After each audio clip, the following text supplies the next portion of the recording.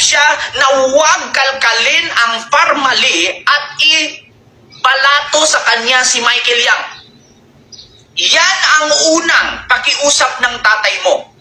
Huwag kalkalin ang issue ng Parmali. Hindi na siya bibira kay Marcos. At ibalato sa kanya si Michael Yang.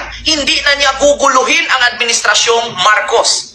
Pero, anong sabi ni PBBM? Kung may mag-imbestiga, wala akong magawa. Kung may kakalkal, wala akong magawa.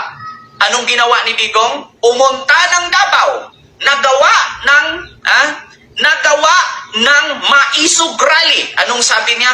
Meron tayong presidenteng bangag noon, bangag ngayon. O, putang ina, di ba? Kayong mga sundalo, military, papayag ba kayo na may presidente tayong adik? O, naghasik ng lagim.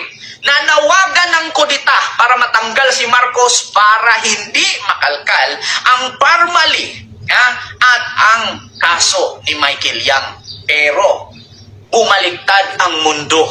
Dahil sa kaingay ng tatay mo, nalaman tuloy ng mga Liberal Party ni Trillanes, ni Dilima, ni Hontiveros, ni Kiko at ni Bam, Akbayan Gabriela Kabataan, kinasuhan at finailan ng impeachment ang anak mo kasi sangkot at Magandang tanghali mula dito sa The Hague, Netherlands. Kasama natin ngayon si Nanay Leory. Nanay Leory, ano ang buong pangalan ninyo? Ako si Leory Pasco, 71 years old, at ang dalawang anak ko ang biktima, si Crisanto Lozano, 34 years old, may pamilya at may 4 na anak, at si Juan Carlos Lozano na binata.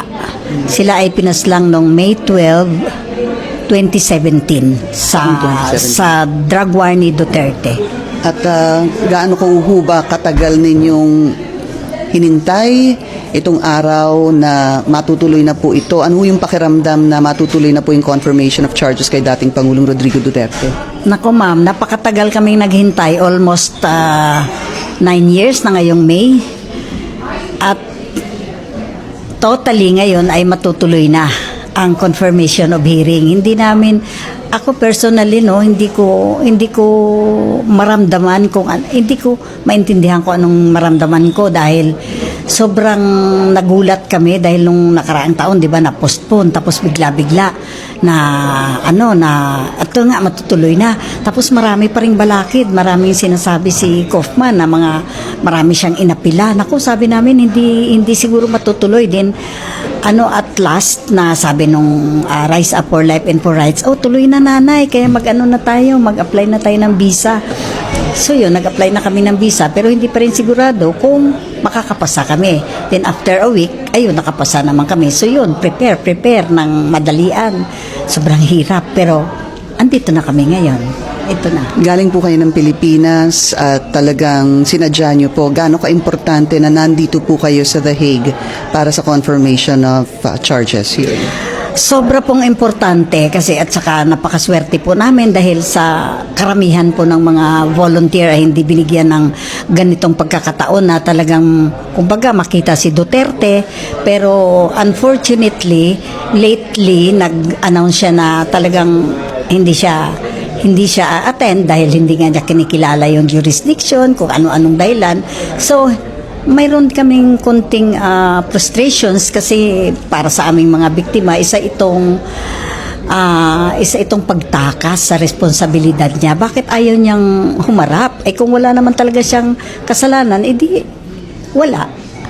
So yun, ang tingin namin tumatakas sa responsibilidad, pero hindi yun hadlang dahil whether or not na umattend siya o hindi, basta tuloy ang hearing kasi yun ang naman ang sinabi ng ICC. Yun ang pinasasalamat namin dahil ang ICC ang talagang nagsabi na tuloy. Ano po ang inaasahan ninyo o ano yung inyong expectation from this confirmation of charges? Yung 4 na araw po. Yes. Yung 4 na araw, ang inaasahan talaga namin yan ay sana talaga ay matuloy, mabigyan talaga ng katarungan itong aming mga dinadaing, itong aming mga hinain na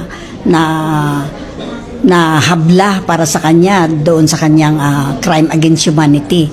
At kung halimbawa, kung ano man yung hatol ng ICC, sobra po kaming nagpapasalamat at sobra po kaming magiging masaya.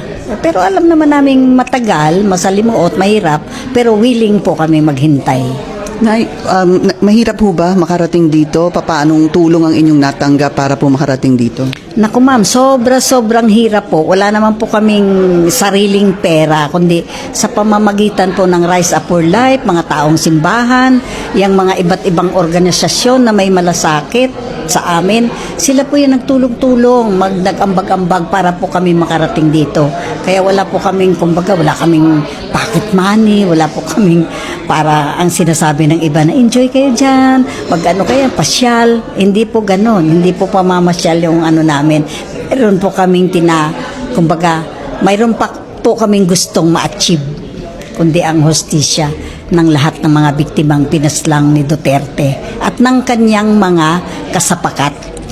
Nanay Leory, maraming salamat po sa inyo. Salamat din po, ma'am. Alright, so that's the latest here. Kakatapos lang ng press conference kasama po si Nanay Leory at isa pang pamilya ng biktima ng war on drugs kasama si Attorney Cristina Conti, Attorney Nery Colmenares at bukas nga matutuloy na ang confirmation of charges hearing ni dating Pangulong Rodrigo Duterte.